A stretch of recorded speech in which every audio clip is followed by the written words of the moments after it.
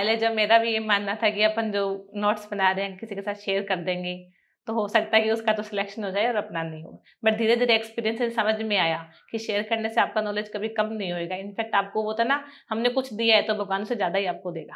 अभी चंद्रशेखर जी हैं जिनको हम भाई साहब के रूप में बोलते हैं, तो उनका ये कि अगर मैं मानती हूँ जो उनसे लो पढ़ लेता है ना, तो आपको कहीं और लो पढ़ने की जरूरत नहीं। बच्चों में कन्फ्यूजन है कि कई सेलेक्ट होने वाले तो ये कहते हैं कि बैरक पढ़ो, आपको कुछ और पढ़ने की जरूरत ही नहीं है लीगल में, और कई कहते हैं कि बैरक भी पढ़ो पर साथ में कुछ बुक्स भी पढ़ो। जी सर। तो आपका इसमें क्या मत है? सर लीगल मैंने 2019 में जब LLB अपनी पूरी की तो हमारे चूरू में विधि सत्संग है, उसको ज्वाइन किया।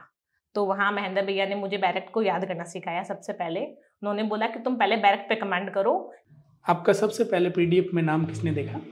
सर मेरे पापा, और उसके बाद शायद तक धीरज सर ने देखा होगा, क्योंकि जैसे ही मैंने पापा ने बोला रिजल्ट आ गया, वो नाम सर्च कर रहे थे, इतने में धीरज सर का कॉल आ जाता है कि पूनम तो सिलेक्ट हो गई। मेरी दीदी ने उस टाइम हमारे अपने यहाँ मेरिट सिस्टम होता था, तो उन्होंने 10th के अंदर मेरिट लेकर के आई थी। तब मैं उनसे थोड़ी सी छोटी थी, तब मेरे ये था कि अब ये तो मेरिट लेकर के आ गई, अगर अपने 80-90 भी नहीं आए तो पापा बहुत डांट लगाएंगे।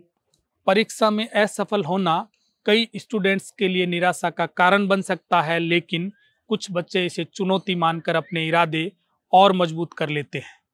ऐसा ही कुछ किया चूरू की पूनम अग्रवाल ने। 2021 में RJS परीक्षा में सफलता न पाने के बाद इन्होंने JLO की परीक्षा दी और उसमें सफलता हासिल की। इसके बाद इन्होंने 2024 में RJS की परीक्षा में भी 92वीं रैंक के साथ अपनी जगह बना ली। आज हमारे साथ चर्चा के लिए उपस्थित है न्यायाधीश पूनम अग्रवाल। तो आप हमारे साथ बने रहिए। नमस्कार, मैं Brijmohan Ramawat, talk with BMR में आपका स्वागत है।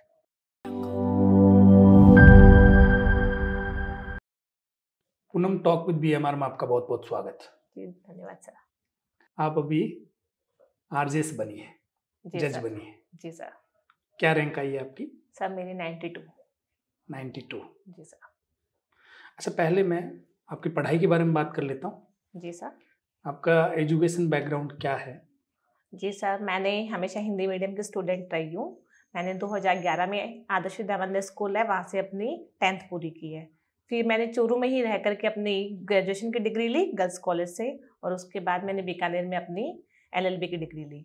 और 2019 में मैंने LLB कंप्लीट करने के बाद में मेरा हमेशा से ये था कि मुझे इसी फील्ड में कुछ करना है, तो तभी से मैं कॉम्पिटिशन एग्जाम्स की तैयारी में लग गई थी। इससे पहले मैंने 2021 RJS दिया था, जो मेरा किसी कारणवश नहीं हो पाया। लेकिन जब नहीं हुआ तो हताश हुई, लेकिन घर वालों ने, मेरे टीचर्स ने मुझे सपोर्ट किया और उन्होंने मुझे बोला कि नहीं, एक बार नहीं हुआ तो इसका मतलब ये नहीं कि तुम कुछ नहीं कर सकते हो। तो उसके बाद जब मैंने पढ़ाई स्टार्ट की तो मेरा ये गोल था कि अब मुझे किसी एग्जाम में असफल नहीं होना। तो यही कारण था कि मैंने 2023 में जब JLO की वैकेंसी निकली उसमें भी सफलता हासिल की, और उसके बाद RJS में भी। अच्छा, 2021 में आपने प्रीलिम्स क्लियर किया? जी सर। मेंस लिखा। मेंस क्लियर हुआ? नहीं सर। तो कौन सा पेपर वीक था उस समय आपका? सर उस समय मेरी हिंदी और इंग्लिश दोनों थोड़ी वीक रह गई थी। मतलब मुझे इंग्लिश में ओनली 20 मार्क्स मिले, तो उसकी जगह अगर मुझे लगा कि 30 नंबर मिले होते, और हिंदी के अंदर भी ओनली 22 मिले जहाँ बच्चों को 40 तक मार्क्स मिले, तो उस वजह से मैं मात्र 2 नंबर से रह गई थी उस टाइम पर मेंस क्लियर करने से। इसलिए 2021 रह गया। 2021 रह गया सर। फिर आपने JLO का एग्जाम दिया और उसमें? जी सर। हो गया। JLO में रैंक क्या थी आपकी? सर JLO में मेरी रैंक 26 थी। अच्छा, 2021 में लॉ में क्या रहा आपका? सर लॉ के अंदर ठीक रहा था। मैंने सिविल के अंदर 50 नंबर लिए थे और क्रिमिनल के अंदर 53 लिए थे, तो थोड़ा कम था। लेकिन मैं ये नहीं मानती कि मेरी लॉ बहुत ज़्यादा वीक रह गई थी। मैं हिंदी और इंग्लिश को मानती हूँ कि अगर वो मेरे स्ट्रॉन्ग होते, क्योंकि लास्ट टाइम बच्चों ने हिंदी इंग्लिश में बहुत अच्छे नंबर लिए थे, तो मेन कारण मेरा हिंदी इंग्लिश रह गया पिछली बार असफलता का। जी, इस बार इंग्लिश का क्या रहा फिर? सर इस बार मैंने तैयारी की थी इंग्लिश की। मेरा टारगेट भी था कि मैं पिछली बार 20 नंबर है तो कम से कम 30 नंबर तो लूँ, 10 नंबर तो अचीव करूँ। लेकिन पेपर इस बार बहुत ज़्यादा टफ आया, तो फिर मुझे इतने मार्क्स नहीं मिले, मात्र 10 नंबर ही मिल पाए। लेकिन फिर मुझे लगा कि जहाँ बच्चों को 1 नंबर मिले, मैं हिंदी मीडियम की होने के बाद 10 नंबर ले लेती हूँ तो ठीक है, क्योंकि हाई कोर्ट ने बहुत हार्ड मार्किंग की, तो इतना नहीं हो पाया। लेकिन जो मिला उससे संतुष्टि। फिर टॉपिक्स जो मैंने रेडी किए वो एग्जाम में नहीं मिल पाए, तो मैं ज़्यादा उम्मीद नहीं कर पाई, तो 20-25 ही। तो भी किया उम्मीद था। तो बहुत ज्यादा थी, फिर नंबर तो खैर सारों के ही इस सर बार तो मार्किंग हार्ड हुई तो इसलिए फिर मात्र 10 नंबर ही मिल पाए। हम्म। थोड़ी मार्किंग अगर इजी करते तो हो सकता है मैं 20 तक पहुंच जाती। हिंदी में क्या रहा इस बार? सर हिंदी में मैंने 23 मार्क्स लिए। इसमें भी मेन कारण ये था कि जो टॉपिक्स थे मैंने जो प्रिपेयर किए वो नहीं आ पाए एग्जाम में। तो मैं अपनी किस्मत मानूं या फिर ये मानूं कि चलो एग्जाम में नहीं आ पाया, लेकिन भगवान का सहयोग रहा कि न आने के बाद में भी मैंने इसमें अपना बेस्ट दे करके सफलता हासिल कर ली। और लॉ में क्या रहा, सिविल में? और सर सिविल के अंदर मैंने 51 लिए और क्रिमिनल के अंदर 59 पॉइंट समथिंग, तो 60 मान लीजिए। ये आपके उम्मीदों के हिसाब से नंबर आए इन दोनों में? सर क्रिमिनल के अंदर तो उम्मीदों के हिसाब से ही थे कि 60 नंबर का था, और सिविल के अंदर 10 एक नंबर मैं मानती हूँ कि कम आए मेरे लिए। उसमें भी 60 के आसपास था? 60 के आसपास था मेरा। अब वो क्या लगता है कहाँ कट गए? सर मुझे ऐसा लगता है कि जो हमारी जजमेंट राइटिंग आई थी, सभी बच्चों ने जजमेंट राइटिंग को अटेंड किया। मैंने वो 10 नंबर छोड़े और एक ऑर्डर राइटिंग का क्वेश्चन अटेंड किया जो मुझे नहीं भी आ रहा था, तो मेरा टाइम वेस्ट हुआ। तो आई थिंक मुझे उसमें नंबर नहीं मिले होंगे, और जजमेंट राइटिंग 10 नंबर का छूट गया, तो 20 नंबर का पेपर मैंने अपना ऐसे ही दे दिया, तो नंबर तो फिर कम आए इस वजह से। कोई सीधा सीधा बड़ा लॉस हो गया? बड़ा लॉस हो गया सर। जब मैं बात यदि हिंदी की करूं, चूंकि आप हिंदी मीडियम से हैं, जी सर। तो हिंदी तो आपकी ठीक ही थी पहले से ही। जी सर। आपने इस एग्जाम के लिए प्रॉपर तैयारी हिंदी की कैसे की? सर पहले मुझे नहीं पता था कि ऐसे कैसे लिखते हैं, तो मैंने धीरज सर है हमारे कोचिंग के अंदर, उनके संपर्क में आई, तो उन्होंने हमें सिखाया कि ऐसे कैसे लिखते हैं। तुमको ऐसे को याद नहीं करना है, न्यूज़पेपर पढ़ो, गूगल पे सर्च करो, टॉपिक सर्च करो, उसको लिखो। फिर धीरे धीरे मुझे हैबिचुअल में आ गया। फिर सर ने मुझे बहुत गाइड किया, टाइम टू टाइम मेरे ऐसे चेक किए, तो मुझे कॉन्फिडेंस हो गया था कि कोई भी टॉपिक आओ, अगर मुझे उसके बारे में थोड़ा पता है तो मैं बहुत अच्छा लिख पाऊंगी। क्योंकि धीरज सर मेरे से संतुष्ट थे, तो मुझे लगा कि सर संतुष्ट है, इसका मतलब हाईकोर्ट जरूर संतुष्ट हो जाएगा। हिंदी मीडियम का कोई आपको लाभ नहीं मिला? सर नहीं मिला ऐसा कुछ, क्योंकि वही बात है, एक तो किस्मत, और आपने अगर जो टॉपिक लिख रहे हो उसके बारे में ज़्यादा नॉलेज नहीं है, तो कैसे आपको उसमें नंबर मिल पाएंगे ज़्यादा। तो ठीक है। और इंग्लिश का क्या किया आपने? सर इंग्लिश का भी मुझे हिंदी मीडियम से हूँ, तो ट्रांसलेशन में ज़्यादा दिक्कत थी, तो इसलिए मैंने ट्रांसलेशन सीखा, और वही ऐसे के अंदर धीरज सर ने जैसा बोला उनको फॉलो किया, तो ठीक है। अच्छा, इंग्लिश का पेपर आपने इंग्लिश में थोड़ा डेवलप किए या पहले हिंदी में हुए फिर इंग्लिश में किया, ऐसा हुआ? जी सर, हिंदी से ही। मैंने कभी इंग्लिश का ऐसे इंग्लिश में याद नहीं किया, मैंने ट्रांसलेशन को इतना ठीक किया कि मैं हिंदी में जो पढ़ रही हूँ ऐसे उसको मैं इंग्लिश में लिख पाऊँ। इसके अलावा कुछ इसके अलावा कुछ नहीं किया। अच्छा, हिंदी और इंग्लिश दोनों धीरज सर ने पढ़ाए आपको? जी सर। इसके अलावा आपने कोई किताबों की मदद ली? सर ज़्यादा किताबों की मदद नहीं ली, बस मैंने इंग्लिश के अंदर एक जयपुर में एक सर है अरविंद जी, उनकी क्लास ज्वाइन की थी। इसके अलावा मैंने और कुछ भी नहीं किया, क्योंकि मेरा ट्रांसलेशन थोड़ा वीक था, तो मुझे ट्रांसलेशन सीखना था सर से। हिंदी और इंग्लिश के लिए कोई स्पेशल किताब नहीं सर पढ़ी? नहीं, न्यूज़पेपर और गूगल, धीरज सर ने दो ही बोला कि इससे बेस्ट और कोई गाइड नहीं हो सकती। न्यूज़पेपर आप कब से पढ़ रही हैं? सर न्यूज़पेपर क्योंकि मेरी पढ़ाई में मुझे इतना टाइम नहीं मिल पाता था, लेकिन हाँ सुबह सुबह जैसे कि हमारे घर में डेली दैनिक भास्कर वगैरह आते हैं, तो हम उनको देख लेते थे। ये कितना समय हो गया, 4-5 साल हो गए या अभी शुरू किया आपने? न्यूज़पेपर पढ़ना सर 2023 में स्टार्ट किया था। अच्छा, अभी से किया जी इस सर, एग्जाम के हिसाब एग्जाम से? के हिसाब से किया। इंग्लिश में थोड़ी पढ़ा? नहीं सर, इंग्लिश में मतलब द हिंदू को कई बार ट्राई किया, बट उसको पढ़ने से कई बार ऐसा लगता है कि अपन डिमोटिवेट हो रहे हैं, तो फिर मैंने उसको नहीं पढ़ा, फिर मैं हिंदी में पढ़ लेती हूँ। उसको ड्रॉप कर दिया? Yes sir. और लीगल की यदि हम बात करें तो लीगल की तैयारी कैसे की आपने? सर लीगल मैंने 2019 में जब LLB अपनी पूरी की, तो हमारे चूरू में विधि सत्संग है, उसको ज्वाइन किया। तो वहाँ महेंद्र भैया ने मुझे बैरक को याद करना सिखाया। सबसे पहले उन्होंने बोला कि तुम पहले बैरक पे कमांड करो, केसेस वगैरह अपन बाद में सीख लेंगे, बाद में धीरे धीरे अपने आप याद हो जाएंगे जब तुम बैरक याद कर लोगे। तो भैया ने बहुत मेहनत की हम पर, मतलब कि जब आज हमें कुछ पढ़ाया जाता तो ये डर होता कि अगर कल याद नहीं करके जाएंगे तो भैया को सुनाएंगे कैसे, क्योंकि वो जाते सुनते, बैठने से पहले आपके टर्न आ जाती कि कल के सेक्शंस आपको सुनानी है। तो भैया ने 1 साल खूब मेहनत की, तो हम लोगों की बैरक पे कमांड होगी। मेजर और माइनर दोनों में? हाँ, मेजर और माइनर। इसके अलावा वहाँ पे चंद्रशेखर जी है, जिनको हम भाई साहब के रूप में बोलते हैं, तो उनका ये कि अगर मैं मानती हूँ जो उनसे लो पढ़ लेता है ना, तो आपको कहीं और लो पढ़ने की जरूरत नहीं है। वो हमें इतना डीप पढ़ाते थे, मतलब कोई फ्रेशर बच्चा है तो उसको तो ऐसे लगेगा कि सर कहाँ पढ़ा रहे हैं, IPC पढ़ाते वो CRPC में पहुंच जाते कहीं वो एविडेंस में। लेकिन जब धीरे धीरे नॉलेज हुआ तो लगा कि इनसे ज़्यादा अच्छा आपको लो कोई एक्सप्लेन नहीं कर सकता। तो मैं अच्छा, पहले लगता है कि पहले से लगता है कि हाँ कि ये सर तो पता नहीं कहाँ पढ़ा रहे हैं, ऐसा लगता है भाई साहब को देख के कि भाई हम तो IPC पढ़ रहे हैं, ये पता नहीं कौन कौन सी लोग की बातें कनेक्ट करने लग गए, कहाँ ऑर्डर और रूल में चले पता नहीं कहाँ से चले जाते। लेकिन फिर जब धीरे धीरे खुद का एक्सपीरियंस बढ़ा, बैरक्स याद होने लगी, तब ऐसे लगने लगा कि हमें पढ़ना ही सिर्फ चंद्रशेखर भाई साहब से ही है, कि उनसे ज़्यादा अच्छा हमें और कोई नहीं पढ़ा सकेगा। मतलब कोई डाउट है तो भाई साहब इतना अच्छा क्लियर करते हैं जितना मैं नहीं समझती कि राजस्थान में कोई और टीचर कर सकता है।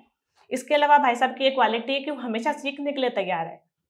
मतलब कि जैसे कि मैंने बोल दिया कि नहीं भाई साहब आप तो गलत पढ़ा रहे हो, तो वो मुझे ऐसे नहीं बोलते कि तुमने मुझे ऐसा कैसे बोल दिया, बोलते चलो तुम एक्सप्लेन करो।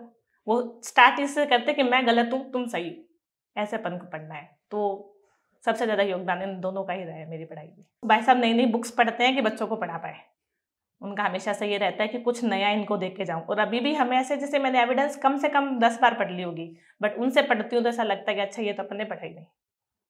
जब मैं हाईकोर्ट के इंटरव्यू देने गई तो उस टाइम ये था कि भाई साहब ने अगर इंटरव्यू लिया ना, वहाँ बोलने में ज़्यादा डर लगता है ना कि हाईकोर्ट जजेस के सामने। अच्छा, क्योंकि वो ना कि भाई साहब फिर डांट लगाएंगे कि तुमको इतनी बार पढ़ाया फिर भी तुमको नहीं आ रहा। वहाँ डांट लगाने वाला वहाँ कोई डांट नहीं। लगाने वाला कोई नहीं है। अच्छा, ये कोचिंग आपने ऑफलाइन ली या ऑनलाइन? सर ऑफलाइन में ली थी, क्योंकि मैं चूरू से ही हूँ तो ऑफलाइन ली। तो महेंद्र जी सर क्या पढ़ाते हैं आपको? सर सारे सब्जेक्ट्स लो के। अच्छा, स्पेशली कुछ नहीं, सारे सब्जेक्ट्स। इसके अलावा इस कोचिंग की ये कि जो हमारे सीनियर्स होते हैं ना, वो भी हमें पढ़ाते हैं। जैसे क्योंकि भैया अकेले इतने सारे सब्जेक्ट्स नहीं पढ़ा सकते, तो जैसे जैसे जो सीनियर हो जाता है तो एक एक सब्जेक्ट वो हमें पढ़ाने लग जाते थे। जैसे एक भैया पढ़ा रहे हैं तो एक हमारा सीनियर हमें एक्सप्लेन कर रहा है, और सीनियर भी बहुत अच्छे से एक्सप्लेन करते थे हमें बुक्स। तो हमें सबसे ज़्यादा भैया के बाद में बलवीर भैया हैं, वहाँ पे हमारे सीनियर, उन्होंने पढ़ाया था, जो अभी जेएलओ के रूप में जयपुर में कार्यरत है। अच्छा, उन्होंने इस बार एग्जाम दिया कि नहीं दिया? जी दिया था, बट उनका नहीं हो पाया, बट वो अभी जेएलओ के रूप में हम राजस्थान में 6ठी रैंक के साथ में अच्छा पोस्टेड है। अच्छा, एक बच्चों में कंफ्यूजन है कि कई सेलेक्ट होने वाले तो ये कहते हैं कि बैरक पढ़ो, आपको कुछ और पढ़ने की जरूरत ही नहीं है लीगल में, और कई कहते हैं कि बैरक भी पढ़ो पर साथ में कुछ बुक्स भी पढ़ो। जी सर। तो आपका इसमें क्या मत है? सर मेरा मानना भी ये है कि पहले बैरक ही पढ़नी चाहिए। जो चंद्रशेखर भाई साहब वो भी हमें ये बोलते हैं तुम बैरक पे कमांड करो, क्योंकि पेपर बैरक से बाहर कभी नहीं जाएगा। उसके अलावा हाँ, जब रिटर्न पेपर लिखना होता है तो आपको थोड़े बहुत केस लॉज वगैरह थोड़ा नॉलेज होना चाहिए, इसलिए कोई अच्छी एक बुक पकड़ो और उसको पढ़ लो, सफिशिएंट है वो। पहले बैरक पढ़ो और फिर बाकी चीजें बाद में। इंटरव्यू की हम बात करें तो आपने मॉक इंटरव्यूज दिए? मैंने अपने कोचिंग में ही दिए थे सर, इसके अलावा कहीं नहीं दिए। कोचिंग में एक तो चंद्रशेखर पारिक लेते थे, महेंद्र भैया लेते थे, और इसके साथ में हमारे कोई जो सीनियर्स है जो अभी ऑलरेडी पोस्टेड है तो उनको टाइम मिला तो उन्होंने ले ली। पूरा उस हिसाब से बोर्ड बैठता था? हाँ, उस हिसाब से ऐसे ही एकदम प्रॉपर तैयारी करके। इसके अलावा हमारी कोचिंग की इसकी एक विशेषता है कि जो हमारे सीनियर्स है जो पोस्टेड हो चुके हैं ना, वो भी बच्चों को टाइम देते हैं। जैसे कि हमारे जजमेंट राइटिंग्स के अंदर आता है एग्जाम में, तो जजमेंट राइटिंग के लिए अब भाई साहब अकेले तो सारे चेक नहीं कर सकते, जो एज ए आरजेएस पोस्टेड है तो वो भी मदद करते हैं कि बच्चों के हम जजमेंट चेक्स करके दें, वो बताएं, वो गाइड करें। अच्छा, जितने भी आपके कोचिंग के बच्चे यहाँ पे मतलब ये सिस्टम चलता है कि जो शिष्य है वही हमारा गुरु भी बन जाता है। यहाँ कोई एक गुरु नहीं है। मैं ये नहीं बोल सकती कि सिर्फ महेंद्र भैया और चंद्रशेखर भाई साहब भी हमारे गुरु है। हमारे सीनियर्स भी जब हमें जरूरत है वो तो हमारे गुरु बनने के लिए तैयार है और टाइम देते हैं। तो मैंने सबसे अच्छी क्वालिटी सीखी है यहाँ से। तो मेरा भी हमेशा ये रहेगा कि अब मैं कुछ बन गई हूँ तो जो मेरे जूनियर्स हैं उनके लिए कुछ करूँ, विधि सत्संग के या कहीं और के भी। हाँ, मतलब कहीं और के लिए भी कोई बच्चा मेरे से मदद मांगे तो जो मैंने यहाँ से सीखा है मैं उसको वैसा का वैसा डिलीवर कर पाऊँ। क्या बात है, ये तो बहुत अच्छी सोच है आपकी। इंटरव्यू आपने वहाँ दिया तो इंटरव्यू में आपसे किस प्रकार के सवाल पूछे गए? हम सर जनरल क्वेश्चन थे और लॉ के ऊपर पूछा गया था। मेरे पैनल में रेखा मैम थी और पुष्पेंद्र सर आए थे और एक एक्सपर्ट बैठे थे। तो मैम ने काफी सिविल पूछा, सर ने जनरल भी पूछा और लॉ भी पूछा। सिचुएशनल भी पूछे? सिचुएशन मैम ने सारा सिचुएशन बेस ही लिया था इंटरव्यू। आपने सॉरी बोला? सर मेरा तो पूरा इंटरव्यू सॉरी पे चला गया था, ऐसे लग रहा था, क्योंकि मैम ने बहुत ज्यादा प्रॉब्लम बेस्ड क्वेश्चन पूछे, मैंने आंसर दिए, फिर वो तक उसमें से फिर प्रॉब्लम बेस्ड बन रहा है तो सॉरी पे सॉरी चलता रहा। लेकिन मैं ये मानती हूँ कि ठीक है मुझे नहीं आ रहा था तो मैंने बोल दिया सॉरी, न कि गलत आंसर देने की कोशिश की। कितनी देर चला आपका interview? Sir I think 22 minute चला है। 22 मिनट में सवाल तो 25-30 हो गए होंगे आराम से। 40 क्वेश्चन थे। मेरा सेकंड पैनल में फर्स्ट इंटरव्यू मेरा ही था। तो बिल्कुल बोर्ड भी फ्रेश था? हाँ, बोर्ड भी फ्रेश था। हाँ, सिचुएशनल में आपसे किस प्रकार का सवाल किया गया? सर सिविल से रिलेटेड क्वेश्चन पूछे गए थे। हमारे सेक्शन 34 है सीपीसी में, उससे बना के पूछा था। ऑर्डर 8 है 9 है, खूब अच्छे से पूछे थे मैम ने। तब मुझे लगा कि ठीक है अपन को और तैयार होकर आना चाहिए था। बट जब मैंने आके अपने भाई साहब को क्वेश्चन बताए तब उन्होंने मुझे वहाँ कुछ नहीं बोला, मैं सॉरी बोल के आई हूँ, बट भाई साहब ने आके जरूर डांट लगाई कि तुम्हें इतनी बार के आंसर बताए बट तुम सुनते नहीं हो। और ऐसा कोई क्वेश्चन नहीं होगा जो हमें चंद्रशेखर भाई साहब ने इंटरव्यू के लिए पहले तैयार नहीं करवाया होगा, ऑलमोस्ट वही क्वेश्चन थे। अब प्रॉब्लम बेस भी उन्होंने हमें बताए थे, अब मुझे याद नहीं रहे, वो मेरी गलती थी कि मैं उनके आंसर नहीं दे पाई ढंग से। अब वहां अंदर जाके ब्लैंक हुए? ब्लैंक नहीं हुई सर, वो होता ना कि ठीक है आपको एग्जैक्ट आंसर नहीं आ पा रहा उसका, तो गैस करने से ज्यादा अच्छा है कि ठीक है सॉरी बोल दो। अब प्रॉपर रिकॉल यदि नहीं हो रहा नहीं है हो रहा तो मैंने सॉरी बोल दिया। नंबर कितने मिले आपको? सर 20 मिले। और आपको उम्मीद कितने नंबरों की थी? सर इस इंटरव्यू को देने के बाद में तो यही था कि इतने ही मिलेंगे, इससे ज्यादा वैसे 20 नंबर अच्छे, ज्यादा नहीं मिल पाएंगे क्योंकि मैम को ज्यादा ही सॉरी बोल दिया मैंने, इसलिए ये था। नहीं वैसे 20 नंबर कोई खराब नंबर भी नहीं इतने, हाँ मुझे ये था कि क्या पता मैम इससे भी कम दे देगी, इतने सॉरी बोल के चले गए स्टूडेंट तब, लेकिन ठीक है। इंटरव्यू में मानती हूँ कि मैंने अपना कॉन्फिडेंस नहीं लॉस किया, नहीं आ रहा था फिर भी इजीली बैठी रही कि मैं बैठी रहूंगी, कोई बात नहीं, आप पूछो, मैं सॉरी बोलने के लिए भी रेडी हूँ। आपने प्रॉपर तैयारी शुरू की 2019 में और एडमिशन लिया आपने LLB में 2016 में? जी सर, बीकानेर ज्ञान विधि कॉलेज। बीकानेर ज्ञान विधि कॉलेज। तो इन 3 सालों में आपने क्या पढ़ा during LLB? During LLB sir मैंने सिर्फ लॉ की जनरल बुक्स को पढ़ा कि मेरा जो सब्जेक्ट है उसको थोड़ा बहुत समझूं मैं, बट मैंने तैयारी 2019 के बाद स्टार्ट की, जो मैं मानती हूँ मेरा नेगेटिव पॉइंट था। मुझे स्टार्टिंग से अगर मैं स्टार्ट करती तो हो सकता मैं 2021 भी क्लियर कर लेती, लेट हो गई स्टार्ट करने में। 16 से 19 क्यों आ गया, क्या कारण था? सर प्रॉपर गाइडेंस नहीं मिली मुझे इस चीज़ की, क्योंकि मेरे फैमिली में कोई इस बैकग्राउंड से नहीं है जो मुझे ये बता पाते, तो इस वजह से मैं मानती हूँ कि आपको करना क्या है, मुझे प्रॉपर गाइडेंस नहीं मिली। फिर 2019 के अंदर जब मैंने भैया और के पास में गई तब मुझे समझ में आया कि अपन को आरजेएस की तैयारी करने के लिए अपन पीछे हो गए, जब उस क्लास में जाके बैठी कि बच्चे फर्स्ट ईयर से पढ़ रहे हैं, और मैंने उन चीज़ों को 2019 में थर्ड ईयर कंप्लीट होने के बाद स्टार्ट किया। आरजेएस बनना है मुझे, ये कब डिसाइड किया आपने? ये सर मैंने जिस दिन LLB के लिए एडमिशन ले लिया था उसी दिन डिसाइड हो गया फिर था। तो आप लेट हो गए तैयारी करने सर, बस प्रॉपर गाइडेंस नहीं था इस चीज़ का। अच्छा, LLB में एडमिशन लेने के पीछे कोई कारण था या आपने खुद ही सोचा कि नहीं मुझे तो जज बनना है? सर इसमें मेरे पापा वो चाहते थे मैं या तो राजस्थान न्यायिक सेवा या राजस्थान प्रशासनिक सेवा को ज्वाइन करूं, क्योंकि मोस्टली मैं जिस कम्युनिटी से बिलोंग करती हूँ वहाँ बच्चे CA, CS, MBA इन्हीं को प्रेफर करते हैं जी। कहीं ना कहीं मैंने भी ये सोच के कॉमर्स ली थी 11th के अंदर कि मैं CA करूँगी, बट मेरे पिता नहीं चाहते थे कि मैं CA करूँ, क्योंकि उनका बोलना है CA बहुत कॉमन है, तुम कुछ अलग करो। और मेरी बहन ऑलरेडी डॉक्टर थी तो उनको मुझे उस फील्ड में नहीं भेजना था, तो फिर पापा ने बोला दोनों में से तेरी मर्जी है, या तो राजस्थान प्रशासनिक सेवा ज्वाइन करूँ या न्यायिक सेवा। तो मैंने न्यायिक सेवा को प्रेफर करके LLB की। तो आपने CA फाउंडेशन दिया नहीं दिया सर, क्योंकि मेरे पिताजी बिल्कुल नहीं चाहते थे कि मैं CA बनूं। 2019 में आपने प्रॉपर तैयारी शुरू कर दी, तो आपने शेड्यूल बनाया पढ़ने का? जी। क्या शेड्यूल था उस टाइम? तो ये शेड्यूल था कि जो हमें कोचिंग में पढ़ाया जा रहा है, क्योंकि नई नई जब लॉ की बुक्स होती है उनको याद करना बहुत मुश्किल होता है बैरेक्ट को, तो पूरा पूरा दिन 10 सेक्शंस में निकल जाता है कि वो एज इट याद नहीं हो पा रही है। तो ये था कि जो भैया ने पढ़ाया है उतना पढ़ के जाना है, क्योंकि कल उनको सुनाना है जाकर के, सबसे बड़ा फियर ये था कि उनको सुनाना है। 2019 से आप रेगुलर हो? रेगुलर हूँ आपके इंस्टीट्यूट में? Yes sir. उसके बाद में सुबह शाम घर में आकर के? हाँ, सुबह जैसे कि हमारी क्लासेस सुबह 7 बजे से लेकर 10 या 11 बजे तक होती थी, उसके बाद में आकर के रेस्ट करके अपना पढ़ाई स्टार्ट करते। जो भैया ने पढ़ाया पहले वो पढ़ लेते, फिर जो हमें पहले से बुक्स पढ़ा चुके हैं तो उनको पढ़ लेते। हिंदी इंग्लिश को भी अपना टाइम देना पड़ता। तो अच्छा, हिंदी इंग्लिश को 2019 से समय दे रहे हो आप? हाँ, 2019 से, लेकिन उसको भी सर धीरे धीरे बहुत टाइम लग गया याद करने में, क्योंकि हिंदी ग्रामर और इंग्लिश ग्रामर बहुत ज़्यादा डीप में आती है हमारे, तो लेकिन हाँ टाइम दिया तो ऐसा लगा कि अपन ने कर लिया। शायद ये कारण था जेलों में पास होने का भी, क्योंकि मैंने अपनी हिंदी इंग्लिश बहुत अच्छी की कि मुझे ये नहीं हो कि सिर्फ इंटरव्यू की वजह से मैं फेल हो जाऊँ। जिस दिन मेरा जेलों का मैंने अपनी कॉपियाँ चेक की थी उस दिन मुझे ये पता था कि चाहे इंटरव्यू में कितने मार्क्स आ जाए अपन जेलों तो बन गए। मैंने अपने मार्किंग पे जान दिया कि मुझे रिटर्न में नंबर लेने हैं, मुझे इंटरव्यू के बेस पे रहना ही नहीं है। बस ये था कि अगर इंटरव्यू में थोड़े और अच्छे नंबर मिलते तो मेरी एक अच्छी रैंक सिक्योर हो जाती, तो वो थोड़ा सा रह गया। 2019 से अब तक आप कभी डिसकंटिन्यू नहीं हुए? नहीं सर, बस एक बार जब आरजेएस में फेल हो गई थी तब काफ़ी निराशा आ गई कि इतने मेहनत करने के बाद भी अपन पास नहीं हो पाए। इसका 2021 में? हाँ, कि अब मतलब अपन शायद इस फील्ड के लिए बने ही नहीं है, अपन ने गलत ट्रैक चुन लिया होगा। लेकिन फिर भैया, भाई साहब, पापा ने काफ़ी समझाया कि नहीं, एक बार फिर से ट्राई करो, इस बार तुम कर लोगे। तो शायद उनका भरोसा ही था कि मैंने इस साल 2 वैकेंसियाँ क्लियर की है।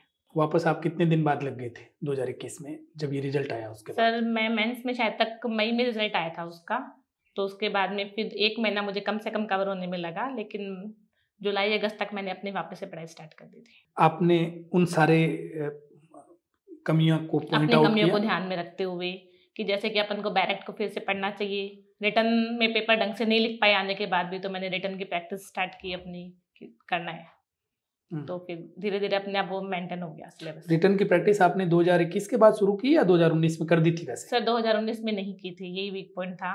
ऐसे था कि अपन लिख लेंगे एग्जाम में जो अपन को याद हो गया है, बट जब पेपर लिखा तो पता चला कि अपन लिख नहीं पा रहे हैं जितना अच्छा अपन लिख सकते थे, तो फिर मैंने फिर रिटर्न की प्रैक्टिस स्टार्ट की। 2021 वाला एक पेपर छूटा आपका? पेपर छूटा नहीं सर, बट अच्छे से लिख नहीं पाई। अच्छा, पेपर पूरा कर दिया पेपर पूरा कर दिया। उस टाइम ये था कि पेपर पूरा करना है, था। इस बार ये था कि पेपर चाहे पूरा हो या नहीं हो, पेपर में क्वालिटी मेंटेन करनी है। इस बार कुछ छूटा थोड़ी ना? इस बार जैसे कि मैंने आपको बताया सिविल के अंदर मैंने अपने जजमेंट छोड़ दिया नहीं, उसमें तो वो आपने ऑर्डर रूल लिखा ना? हाँ, ऑर्डर मतलब 2 क्वेश्चन थे, एक ऑर्डर राइटिंग का और एक जजमेंट राइटिंग का। ऑर्डर राइटिंग मुझे इतनी अच्छे से नहीं आ रही थी, बट टाइम कंज्यूम करके मैंने उसको कर दिया। इससे अच्छा, अच्छा उसको मैं judgment जजमेंट को राइटिंग करती छोड़ तो ही मैं दिया। ज्यादा बेटर करती, वो हाँ। इजी आया था। तो ये, बट मेरा इस बार पेपर पूरा करना टारगेट भी नहीं था, मेरा ये था पेपर में क्वालिटी मेंटेन करनी है। सिर्फ पूरा करने की वजह से कोई मतलब नहीं है, जब तक आप पेपर में अच्छे से उसको एक्सप्लेन नहीं करोगे तुम्हें टीचर नंबर नहीं देगा। ये मैंने देख लिया था 2022 में जब मेंस दिया था कि पेपर तो पूरा किया बट क्वालिटी मेंटेन नहीं कर पाई, तो इस वजह से नंबर नहीं दिए उन लोगों ने। इस बार आपको क्वालिटी मेंटेन करनी थी। इस बार पेपर छूटने के बाद में भी मैंने ठीक स्कोर किया। इसका कारण ये था कि पेपर में थोड़ी क्वालिटी मेंटेन की कि वो जितना चाहते हैं कम से कम उसको तो ढंग से एक्सप्लेन करूँ मैं। आप जब इंटरव्यू दे के वापस भाई साहब से, सर से, इनसे मिले, बातचीत हुई, तो इनका क्या रिएक्शन था कि इस बार आपका सिलेक्शन हो जाएगा? ये हमारी कोचिंग की है कि तुमने इंटरव्यू दे दिया ना, अब छोड़ दो हरी के ऊपर, क्योंकि न ज़्यादा खुश हो न ज़्यादा दुखी हो, अब परिणाम हमेशा उन्हीं के हाथ में होते हैं, तो उनका नाम लेके छोड़ दो बस और अपने काम में लग जाओ। जो होएगा वो तुम्हें स्वीकार करना ही पड़ेगा सहर्ष, तो चिंता नहीं करनी चाहिए। तुम अपना भाग्य खुद थोड़ी लिख रहे हो, जो डिसाइड करोगे तुम पास हो रहे हो फेल हो रहे हो सकता है मैंने डिसाइड कर लिया मैं तो फेल हो रही हूँ और ऊपर वाला उस दिन वही सुन ले और मुझे सच्ची में फेल कर दे, तो उनका ये मानना है जो दे दिया ना आप उसको भूल जाओ, अपने नेक्स्ट काम में लग जाओ। 2 एग्जाम आपने आरजेएस के दिए, एक जेलो के दिया। इसके अलावा और भी कोई एग्जाम दिया? नहीं सर, वो कोई नहीं दिया। लाइफ में अब तक 3 एग्जाम दिए। जेएलओ देने के पीछे कोई कारण था या एक बार आप ये चाहते थे कि मैं सेटल्ड हो जाऊं? जी सर, बस ये कारण था कि अपने आप को कहीं ना कहीं सेटल करना था, कि कहीं ना कहीं ये भी था कि अगर शादी हो गई और कुछ भी नहीं हो पाया तो मेरी पढ़ाई सारी की सारी जो मैंने मेहनत की है वेस्ट हो जाएगी। तो जेएलओ एक अच्छी जॉब है, तो मैंने उसको प्रेफर किया। आपको लगा नहीं कि मैं जेएलओ लग गई, कहीं बिजी हो गई तो फिर मैं आरजेएस नहीं बन पाऊंगी? उस टाइम डर था, लेकिन वही बात है जब आपके पीछे सपोर्ट है तो इतना डरने की जरूरत नहीं होती है। भैया और चंद्रशेखर भाई साहब ने बोला कि कोई बात नहीं है, ज्वाइन करो, हम बैठे हैं, तुम्हारी पढ़ाई बिल्कुल भी खराब नहीं होगी। तो वो हमेशा सपोर्ट करते हैं नैनो। अभी भी मुझे ये पता है कि मैं आरजेएस बन के डाइस पे बैठ जाऊंगी, बट उनके बिना वो डाइस संभालना बहुत मुश्किल है। एलएलएम हो गई आपकी? सर एलएलएम नहीं की मैंने। क्यों? सर उस टाइम पे ये था कि आरजेएस बनने के लिए एलएलएम की जरूरत नहीं होती है, तो ये था कि एग्जाम आ गया और उसी टाइम एलएलएम के एग्जाम भी आ गए, तो अपन को दोनों में नहीं कर पाएंगे, डिस्ट्रैक्ट नहीं हो जाए। तो मैंने नहीं की। अच्छा, आपकी जो जर्नी है बहुत लंबी है। जी सर। 2016 से 2024। जी सर। इस पूरी लंबी जर्नी में मोटिवेट रहे। जी सर। इसके लिए आपने क्या किया, कोई स्पेशल एफर्ट्स किए? सर इसमें सबसे ज़्यादा तो मेरे पापा, उनका, क्योंकि ये था कि तुझे कुछ बनाना है और मैं चाहता हूँ कि तू बस आरजेएस ही बने। तो वो हमेशा जब भी मैं डीमोटिवेट होती तो मैं उनसे बात करती तो मोटिवेट हो जाती। मेरे दोस्त जब भी ऐसा लगता कि पढ़ाई में मन नहीं लग रहा है, आज तो कुछ भी नहीं हो पाएगा, तो उनको फ़ोन करते तो वो बोलते कि चलो ठीक है अपन थोड़ी देर बैठ के या कहीं घूम आते हैं तो सबका माइंड फ्रेश हो जाएगा, क्योंकि सभी सेम फील्ड से थे, तो इसलिए एक दूसरे को मोटिवेट करते रहते थे कि कोई बात नहीं, आज नहीं हुआ कल तो अपन कुछ कर ही लेंगे। डीमोटिवेट केवल 2021 में हुई या इसके अलावा भी कभी हुई? सर सबसे ज़्यादा उसी टाइम हुई थी, इसके अलावा नहीं हुई ज़्यादा। आपकी हॉबी क्या है? सर कोई वैसे पर्सनल हॉबी नहीं है कि मैं बोलूँ कि मेरी ये हॉबी है, बट हाँ टाइम मिलने पे बस वही पेरेंट्स के साथ, दोस्तों के साथ टाइम स्पेंड करना, और ये ज़्यादा अच्छा लगता है। टीचर्स के अलावा आप किसको श्रेय देना चाहोगे कि मुझे आरजेएस बनाने में इनकी विशेष भूमिका रही है? टीचर्स के अलावा अपने पेरेंट्स को सबसे पहले, उसके बाद मैंने जैसा बताया हमारे सीनियर है बलवीर भैया, उन्होंने एज ए छोटी बहन मुझे बहुत सपोर्ट किया है। जब भी मुझे ऐसा होता कि मैं भैया से क्वेश्चन नहीं पूछ सकती है, तर्क वितर्क नहीं कर पाऊंगी इतना, तो मैं उनको पूछती तो वो मुझे बहुत अच्छे से एक्सप्लेन करते। वहीं जब मैं जेएलओ के रूप में पोस्टेड हुई तो हमारे सीनियर थे दिलीप भैया, उन्होंने, क्योंकि वो झुंझुनू में ही पहले मेरे से पहले पोस्टेड थे, तो उन्होंने खूब हेल्प की कि 3 महीने मैंने अपनी चला दी, कि नौकरी भी कर ली और पढ़ाई भी कर ली। उनके भरोसे मेरी नौकरी चल गई। तो इन सबको मैं देना चाहूँगी। अच्छा, अभी आप पोस्टेड हैं झुंझुनू में सीएमएच ऑफिस में, जेएलओ। तो वहाँ के आपके जो सीनियर्स है या डॉक्टर है या सीएमएच है जो भी, उनको कभी लगा कि ये एक दिन जज बनेगी? जी सर, जब मतलब ये होता ना कि ऑफिस में पढ़ाई के काम करने के बाद में टाइम मिलता तो मैं पढ़ने बैठती, तो मेरे सीनियर्स को भी ये था कि बच्चे के मन में है, वो कुछ ना कुछ तो कर लेगी ज़रूर।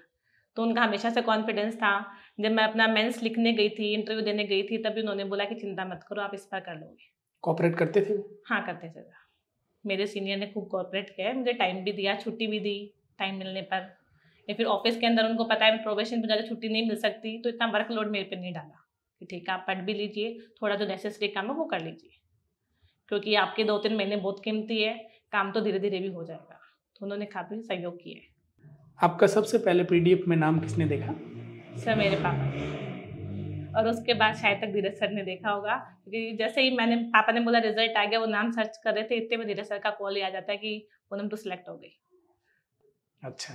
तो मुझे लगा कि सर, हमेशा से सर का ये था कि तू कुछ कर ले, क्योंकि मैंने सर का 2021 से लेकर सर को खूब परेशान किया ऐसे के मामले में, तो उनका ये था कि ये कुछ बन जाए तो मेरा भी पीछा छोड़े।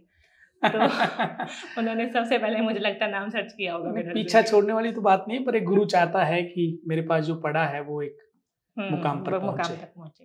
तो सर ने खूब सहयोग किया इस चीज के अंदर। आप उस दिन घर ही थे जिस दिन रिजल्ट आया? जी सर, संडे था इसलिए मैं घर ही थी।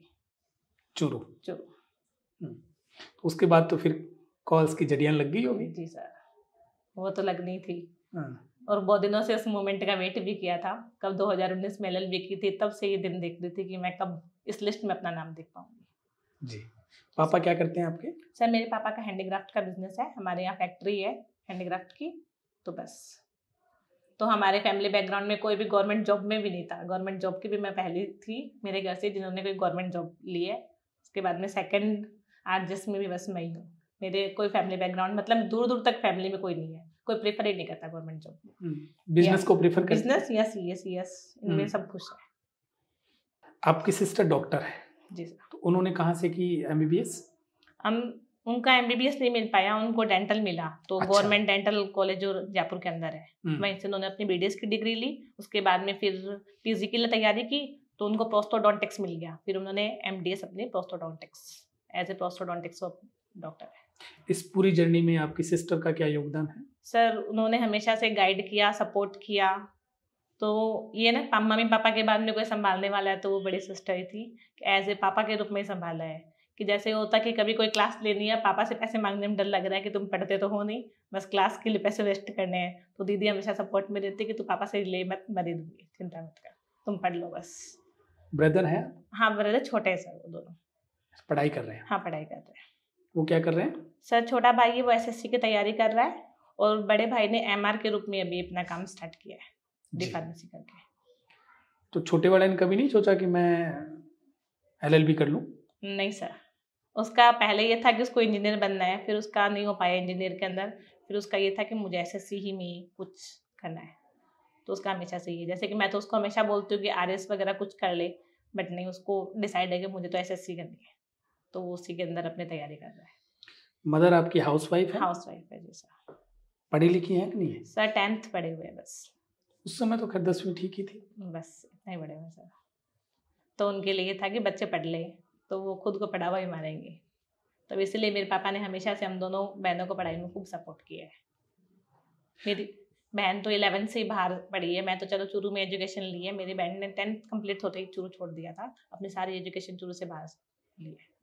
पहले वो झुंझुनू में पढ़ती थी, उसके बाद सिक्का चली गई, फिर जयपुर उनको कॉलेज मिल गया। आपका जब रिजल्ट आया, परिवार और टीचर्स के अलावा और कौन से आपके दोस्त हैं जो बहुत ज़्यादा खुश हुए होंगे?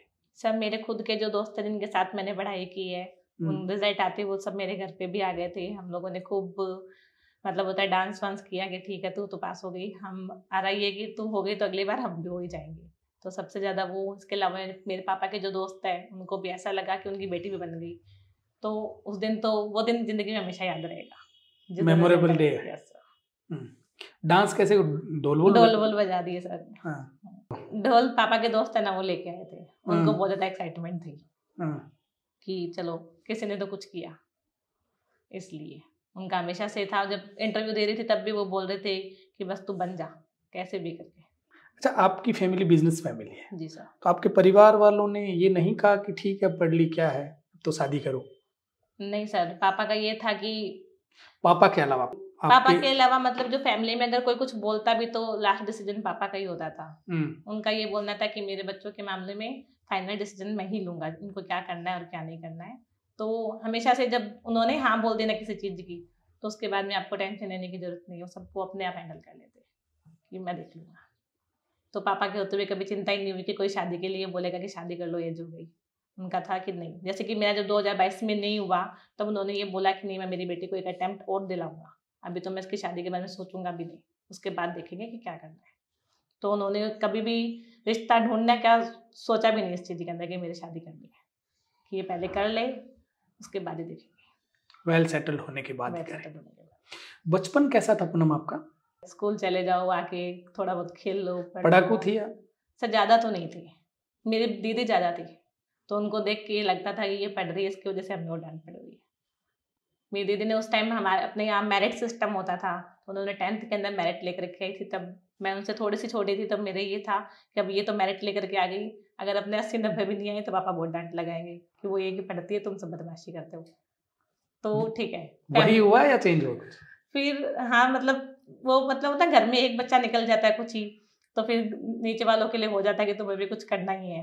तो ठीक है, मैं मेरिट नहीं लेके आ पाई बट मैंने ठीक स्कोर किया, मैंने शायद तक 89 या फिर ऐसा कुछ स्कोर किया 10th में। ठीक है, पापा संतुष्ट थे कि पढ़ते तो है। कोई बात नहीं, मेरिट में नहीं फिर भी हाँ, नंबर ठीक है। घर का काम करती है कि आप नहीं करती? सर थोड़ा बहुत। खाना वाना बना लेते? सर ज़्यादा नहीं बनाना आता, क्योंकि कभी मम्मी ने डाला नहीं इन चीज़ों के अंदर कि तुम पढ़ लो। तो लेकिन हाँ, ऐसे मम्मी की तबीयत वगैरह खराब हो जाती तो काम तो करना ही पड़ता, थोड़ा बहुत आता है। आपके साथ जो बच्चे पढ़ते थे, जो आरजेएस की तैयारी कर रहे थे, उनमें से कितने बच्चों का सिलेक्शन हो गया? सर मेरे साथ में अभी 4 बच्चों का हुआ है मेरी कोचिंग से, जो मेरे साथ में पढ़े हैं। अच्छा, आप एक साथ पढ़े? एक साथ पढ़े हम, एक ही बैच के अंदर, जिसमें सौरभ बंसल है, अदिति फगेड़िया है, वेदांत भी हमारे साथ से तैयारी कर रहा है और एक मैं खुद हूँ। अच्छा, 4 बच्चों का एक साथ? हाँ, हम एक ही बैच के थे। और विधि सत्संग से कुल कितने सिलेक्शन हुए इस बार? सर विधि सत्संग से ऑफलाइन स्टूडेंट तो 5 है और ऑनलाइन 15 से ऊपर है। अच्छा, क्या बात है। जी सर। एक जो आपके आरजेएस की तैयारी करने वाले बच्चे हैं, उनमें एक बात देखी जाती है कि वो चीजें एक दूसरे के साथ शेयर नहीं करते। जी सर। कि पोस्ट बहुत कम है, यदि मैंने मेरी चीजें शेयर कर दी और उसने यदि खुद की नहीं की तो मैं रह जाऊंगी पीछे। ये बात सही है? हाँ, पहले जब मेरा भी ये मानना था कि अपन जो नोट्स बना रहे हैं किसी के साथ शेयर कर देंगे तो हो सकता है कि उसका तो सिलेक्शन हो जाए और अपना नहीं हो। बट धीरे धीरे एक्सपीरियंस से समझ में आया कि शेयर करने से आपका नॉलेज कभी कम नहीं होएगा। इनफैक्ट आपको वो था ना, हमने कुछ दिया है तो भगवान से ज़्यादा ही आपको देगा। क्योंकि एक चीज़ भी होता है कि जैसे कोचिंग के नोट्स है, बच्चे बड़ी बड़ी कोचिंग में पढ़ते हैं, नोट्स शेयर नहीं करते कि भाई हम क्यों दें, बट वो ये नहीं सोचते कि उस क्लास में 200 बच्चे बैठे हैं जिनके पास सेम नोट्स है। बनेंगे सभी बच्चे अपनी किस्मत और मेहनत से ही। तो मेरा मानना है कि नोट्स वगैरह अपने दोस्तों के साथ शेयर करने चाहिए। तुम किसी का भला करोगे तो ऊपर वाला तुम्हारा जरूर करेगा। अच्छा, आपको तो एक सीट चाहिए, आपको तो 222 नहीं चाहिए नहीं है। तो इसलिए हमेशा शेयर करना चाहिए। आपने शेयर किया? हाँ सर, किया। किसी ने भी मांगा कुछ? किसी ने मांगा तो मैंने जरूर दिया जितना मेरे पास था, तो मैंने शेयर किया। हमारे कोचिंग वाले भी ये बोलते हैं कि शेयर करना चाहिए। बस उनका ये होता है कि जिस दिन एग्जाम देने बैठे हो ना, तुम्हारे पीछे वाला तुमसे कुछ पूछ रहा है, उस दिन उसको मत बताओ। उस दिन समय नहीं होता, वैसे समय हो तो भी उस दिन तुम तुम्हारा किस्मत लिखो, दूसरे की किस्मत मत लिखो। उससे पहले जरूर सबकी हेल्प करो, लेकिन पेपर देने वाले दिन होता है कि पास वाला स्टूडेंट कुछ पूछ रहा है, तुम्हें आता भी है तो भी मत बताओ। वो तुम्हारा दिन है, तुम अपने लिए सोचो। सबसे पहले खुद का हित होता है, क्योंकि उस दिन तुम एज ए कॉम्पिटिटर ही बैठे हो सकता है कि तुमने उसे 3 बता दिए, वो 3 नंबर तुमसे आगे 1 सीट ले जाएगा तुम्हारी खुद की, क्योंकि तुमने तुम्हारा आंसर शेयर करके अपनी सीट दे दी उसको। तो बस उस दिन मत बताओ, बाकी सबकी खूब हेल्प करो। तुमसे कोई कुछ मांगे उसको दे दो। आप कभी कोर्ट गई? नहीं सर, कभी नहीं गई। कभी नहीं गई? कॉलेज के दौरान कभी आपको कोर्ट घुमाने लेके गए हूँ, ऐसा नहीं हुआ? सर ऐसे 1-2 बार वैसे देखा है, बट वो तो ना प्रोसीडिंग पूरी नहीं देखी मैंने कभी। ठीक है, बस कोर्ट, ये हमारे चुरू का कोर्ट ऐसे देखा है, थोड़ा थोड़ा बस कोर्ट के अंदर जाके, जैसे हमने टीवी में देखा है कहीं, वैसा तो कोर्ट नहीं होता टीवी है। वाली बात तो अलग है, हाँ, वहाँ तो बहुत सारी चीजें फेक भी होती उतने है। क्लियर करने के लिए गई थी कोर्ट। हाँ। बस बाकी नहीं देखा कोर्ट, इतना मैंने विजिट नहीं किया।